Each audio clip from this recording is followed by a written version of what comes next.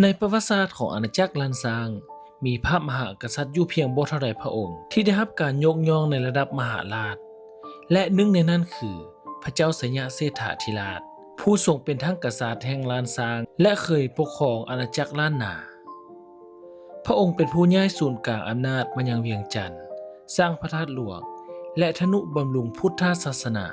และยังเป็นผู้นำในการต่อต้านจักรพรรดิตองอูพม่าในยุครุ่งเรืองที่สุดของพระเจ้าบุเรงนองจนอาณาจักรลานซางกลายเป็นรัฐบ่เท่าใดแห่งที่สามารถรักษาเอกราชไว้ได้ในช่วงเวลานั้นแต่สิ่งที่น่าประหลาดคือกษัตริย์ผู้ยิ่งใหญ่พระองค์นี้กลับหายไปจากหน้าประวัติศาสตร์อย่างลึกลับบ่มีบันทึกพระศพบ่มีบันทึกสถานที่ถวายพระเพลิงบ่มีหลักฐานชัดเจนว่าพระองค์สิ้นพระชนม์แบบใดแม้แต่พงศาวดารลานซางเองก็ให้ข้อมูลเพียงสั้นๆเหมือนกับมีบางอย่างถูกปิดบังเอาไว้พระเจ้าสยามเศรษฐาธิราชคือกษัตริย์ผู้สร้างยุครุ่งเรืองของลานซางพระองค์ประสูติเมื่อปีคศ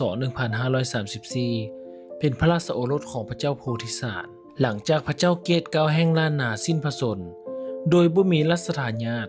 พระองค์จึงได้รับให้เสด็จขึ้นครองราชย์ที่เชียงใหม่ในฐานะกษัตริย์ล้านนาก่อนจะเสด็จกลับมารับราชบัลลังก์ลานซางภายหลังพระราชบิดาสวรรคตต่อมาเมื่ออำนาจของพม่าเริ่มขยายตัวพระองค์จึงตัดสินใจย้ายราชธานีจากหลวงพระบางลงมายังเวียงจันทร์เมื่อประมาณปีคศ1560เพื่อเพิ่มศักยภาพทางการทหารและการป้องกันอาณาจักรนักประวัติศาสตร์ตะวันตกหลายคนมองว่าการตัดสินใจครั้งนี้เป็นหนึ่งในยุทธศาสตร์ที่สำคัญที่สุดในประวัติศาสตร์ของเราเพราะให้ล้านซางสามารถต้านทัพพม่าได้อีกหลายสิบปีในช่วงคริสตศตวรรษที่16พระเจ้าบูเรงนองแห่งพม่ากำลังสร้างอาณาจักรที่ยิ่งใหญ่ที่สุดในอาเซียนตะวันออกเฉียงใต้ล้านนาและอยุธยาต่างก็พ่ายแพ้และตกเป็นประเทศสลาดแต่ลานซางยังคงต่อต้านตามพงศาวดารพม่าและหลักฐานจากหลายฝ่ายระบุว่าพระเจ้าสยามเศรษฐาธิราชใช้ยุทธวิธีกองโจรหลอกล่อศัตรูเข้ามาในพื้นที่ธุรกันดารตัดเสบียงและหลีกเลี่ยงการสู้รบแบบแตกหักโดยกงวิธีนี้เฮ็ดให้กองทัพพม่าได้รับความเสียหายอย่างหนักจากโรคภัยความอดอยากและการโจมตีอย่างต่อเนื่องจนต้องถอนกำลังออกไปจากลานซางหลายครั้งมาถึงปีคศ1571นี่คือจุดที่ประวัติศาสตร์เริ่มมีความมืดมนพงศาวดารล้านซางหลายฉบับกล่าวคล้ายกันว่าพระเจ้าสยามเศรษฐาธิราชทรงยกทัพไปปราบกบฏในหัวเมืองทางภาคใต้แต่หลังจากนั้นพระองค์ก็บ่ได้เสด็จกลับคืนมาอีกเลยสำหรับกษัตริย์ผู้ยิ่งใหญ่ที่เคยปกป้องอาณาจักรจากจักรพรรดิพม่าการหายตัวไปอย่างปริศนาแบบนี้ถือเป็นเรื่องผิดธรรมชาติอย่างยิ่งอย่างไรก็ตามในพงศาวดารไทยสะท้อนให้เห็นว่าหลังจากปีคศ1571อำนาจของลานซางเริ่มสั่นคลอนอย่างชัดเจนสิ่งที่สอดคล้องกับข้อมูลจากพงศาวดารลาวที่กล่าวถึงความวุ่นวายในการสืบราชสมบัติหากพระองค์เพียงประสูติและสิ้นพระชนม์ตามปกติราชสำนักน่าจะมีการเตรียมการสืบทอดอำนาจไว้แล้วแต่สิ่งที่เกิดขึ้นกับกงกันข้ามอาณาจักรเข้าสู่สภาวะสูญญากาศทางการเมืองทันทีนั่นให้นักประวัติศาสตร์จำนวนหลายเชื่อว่าการสิ้นพระชนม์ของพระองค์เกิดขึ้นอย่างกระทันหันและอาจเกี่ยวข้องกับเหตุร้ายบางประการโดยสิ่งที่น่าสนใจคือหลังการหายตัวไปของพระเจ้าสยามเศรษฐาธิราชเพียงบ่เท่าใดปีพม่าสามารถเข้ายึดเวียงจันทร์ได้สำเร็จในปีคศ1574หากพระองค์ยังมีพระชนชีพอยู่โอกาสที่พม่าจะบุกเข้ามายึดลานซางได้ง่ายเส้นนี้มีน้อยเหลือหลายตามพงศาวดารพม่าบ่ได้อ้างอิงว่าพม่าเป็นผู้สังหารพระองค์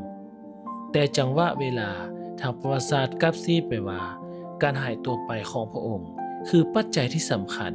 ที่เปิดทางให้จักรพรรดิตองอูขยายอำนาจเข้าสู่ลานซางในเวลาต่อมาถึงอย่างไรก็ตามบันทึกเวียดนามในช่วงหลังสะท้อนภาพว่าลานซางอ่อนแอลงหลังยุคของพระองค์และเริ่มถูกมหาอำนาจอ้อมข้างแทรกแซงหลายขึ้นส่วนหลักฐานของเขมรมีความน่าสนใจหลายเพราะดินแดนตอนใต้ของลานซางในเวลานั้นคือมีความเกี่ยวข้องกับลุ่มแม่น้ำคองและพื้นที่ใกล้อิทธิพลของเขมรโดยมีนักวิชาการบางคนเสนอว่าหัวเมืองทางใต้ซึ่งพระองค์เสด็จไปปราบกบฏ อาจมีความเชื่อมโยงกับเครือข่ายอำนาจท้องถิ่นที่สัมพันธ์กับกัมพูเชียในยุคนั้นถึงแม้นว่ายังบ่มีหลักฐานยืนยันโดยกง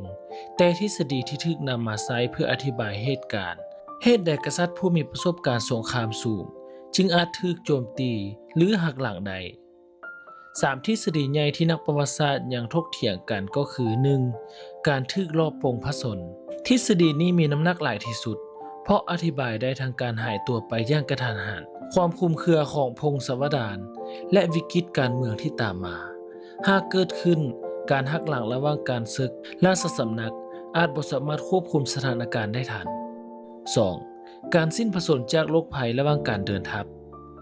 เป็นไปได้ในทางปฏิบัติการเดินทัพในป่าภาคใต้ของลาวเต็มไปด้วยไข้ป่ามาลาเรียและโรคระบาดแต่จุดอ่อนคือบ่สามารถอธิบายการหายไปของพระศพและความเงียบของเอกสารร่วมสมัยใด 3. ความขัดแย้งในราชวงศ์บางคนมองว่าศัตรูที่แท้จริงอาจบ่ได้อยู่ภายนอก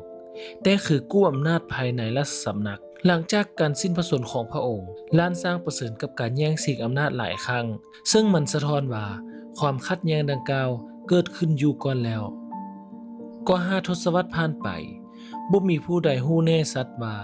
พระเจ้าสยามเศรษฐาธิราชสิ้นพระชนม์ที่ใดบ่มีไผฮู้ว่าพระศพอยู่ที่ใดและบ่มีเอกสารจากลาวสยามพม่าเวียดนามหรือเขมรฉบับใดที่อธิบายเหตุการณ์ได้ครบถ้วนสิ่งที่เรารู้แน่นอนคือมีเพียงอย่างเดียวการหายตัวไปของพระองค์อาณาจักรล้านสร้างที่เคยยืนหยัดต่อสู้กับจักรพรรดิที่แข็งแกร่งที่สุดในภูมิภาคเริ่มสูญเสียเสถียรภาพอย่างไววามันเหมือนกับว่าทั้งอาณาจักรผูกติดอยู่กับตัวบุคคลเพียงคนเดียวและเมื่อกษัตริย์นั้นหายตัวไปเหมือนกับว่าทั้งอาณาจักรผูกติดอยู่กับตัวบุคคลเพียงคนเดียวเท่าที่มีหลักฐานเหลืออยู่ในปัจจุบันโดยจุดที่สำคัญคือบ่มีเอกสารร่วมสมัยฉบับใดบอกสาเหตุการสิ้นพระชนม์โดยกงเฮ็ดให้ทุกทฤษฎียังเป็นเพียงการวิเคราะห์จากหลักฐานแวดล้อม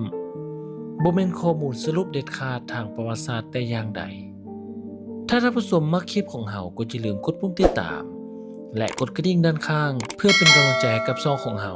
และเพื่อจะบ่ได้พลาดเรื่องราวดีๆแบบนี้ในคลิปต่อไปสำหรับมื้อนี้สบายดี